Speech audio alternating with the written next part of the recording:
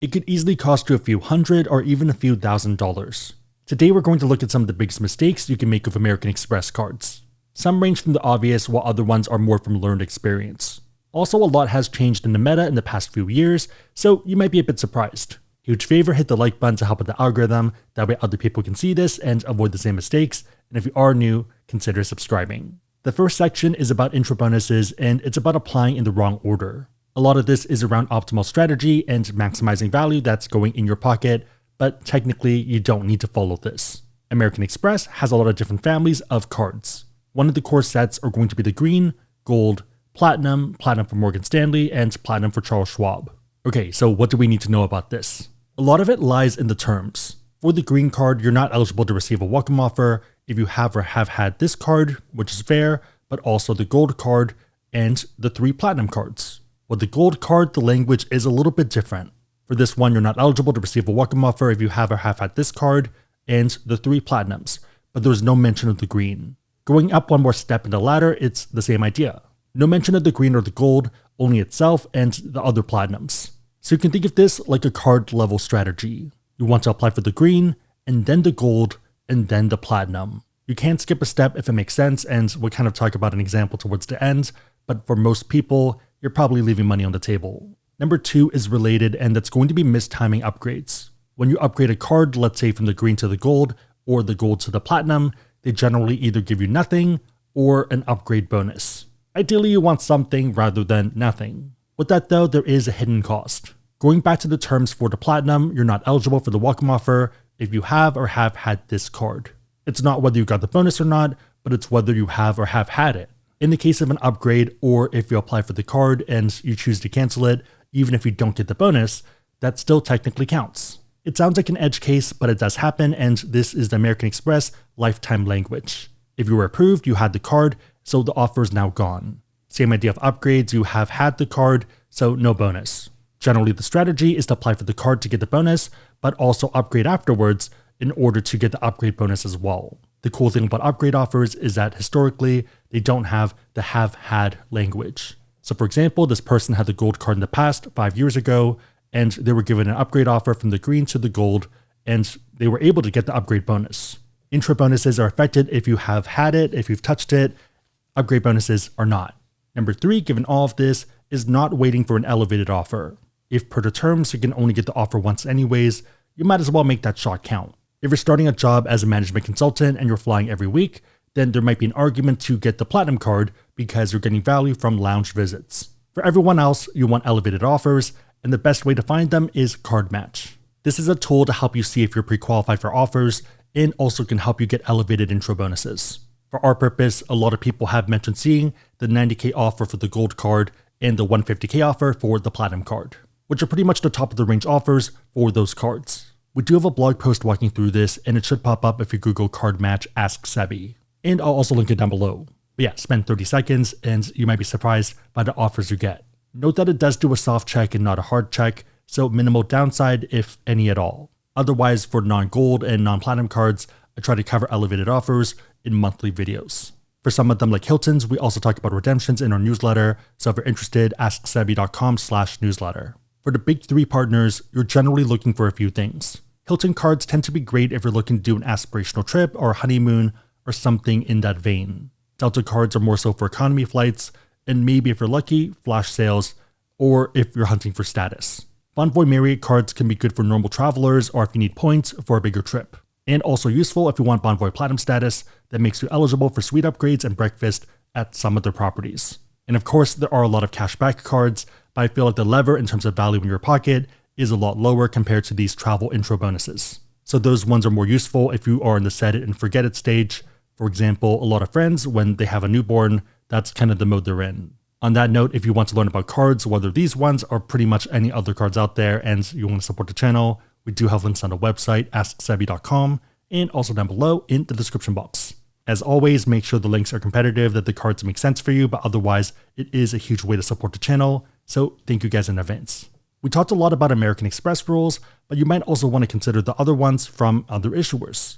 So for example, Chase and pretty much everyone else operates off either a 24 or 48-month clock for intro bonuses.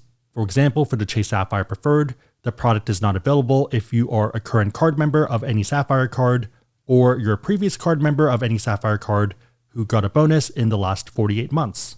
So that's pretty much a 48-month clock, 4 years, for bonuses.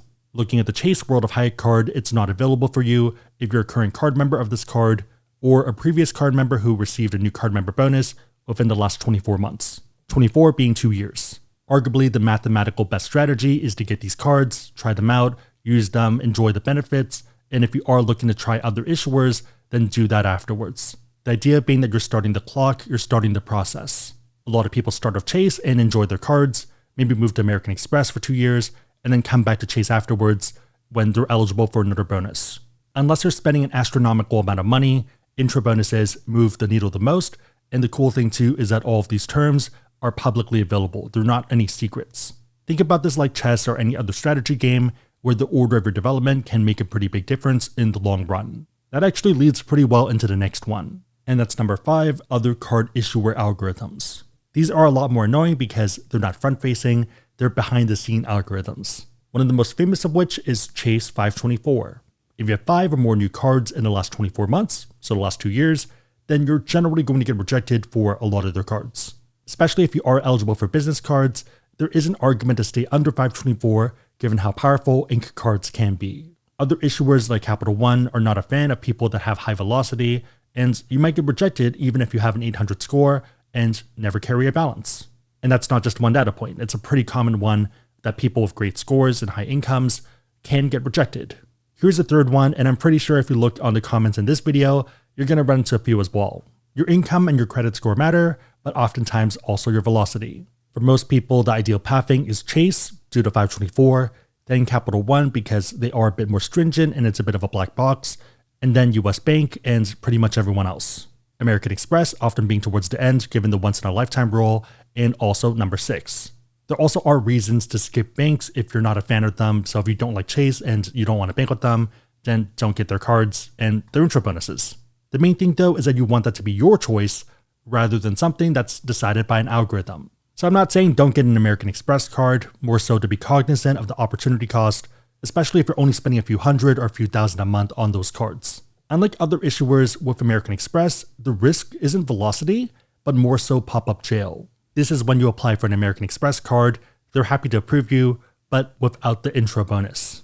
For whatever reason, they're deeming you as non-profitable. That might be due to you closing cards, or you not spending enough money on the cards that you have. A lot of this also is a function of just data points, so it is a black box. For our purpose, I'd be careful about skipping steps from the Chase or Capital One ladder to rush to this one that might randomly cut you off. The last one, number 7, is a pretty big problem right now, and it's going to be overvaluing credits. One of the biggest culprits and the one getting the most flack is the Uber credit. So for example, Mandy and I spend probably between $150 to $200 on Ubers every month. A lot of these being trips to either the airport or ones that are not feasible to walk to, and it just makes sense to call an Uber. Even though our number seems pretty high, especially to my parents who have a car and probably drive for an hour every day, I think it is within range for most people that live in the city where parking is a pain, and $200 on Uber is pretty normal. Even friends that I know that have a car in the city, they're not driving it in the city, it's more so to either get to Palo Alto or Menlo Park. The thing though is that that's not everyone. Again, back to my parents, they don't take Uber unless they're going on vacation. And that only really happens 2 to 3 times a year. For a lot of restaurants that are near them, there is a premium for Uber Eats, even for pickup. And even if there wasn't, the credit is just something that's annoying for them, it's taking up mental bandwidth, and they'd rather not deal with it. So for them, they're not a fan, and that makes sense. If you're getting stressed out by the credit and it's forcing you to do something, behavior that you otherwise wouldn't, then feel free to discount that or maybe even value that at 0. At the same time, for some people, cards might still make sense given the multipliers, even if you don't use any of the credits. For example, if you're spending $3,000 to $5,000 per month at Whole Foods, then the multipliers on the gold probably still make sense. And if anything, that might be a reason to get a second gold card given the value that you're getting. I think we're mentally conditioned to use every single credit, but sometimes it just doesn't matter. So it's not that American Express cards are bad, but more so making sure that they make sense for you and your circumstances. Again, I'd recommend checking Card Match for the $90K offer for the gold and $150K for the platinum. Also, if you do want to learn about cards, whether American Express, Chase, Capital One, pretty much everyone else, links on the website, AskSebby.com, and also down below in the description box. If you made it at this point, leave a ladder emoji in the comments down below and I'll try to heart it and also respond. 3 questions. Number 1, have you made any American Express mistakes? 2, what's your favorite Amex card? And 3, what's your favorite non-Amex card? Let me know and everyone else know in the comments down below. Big favorite, thumbs up, consider subscribing. Otherwise, hope you liked it. See you next time.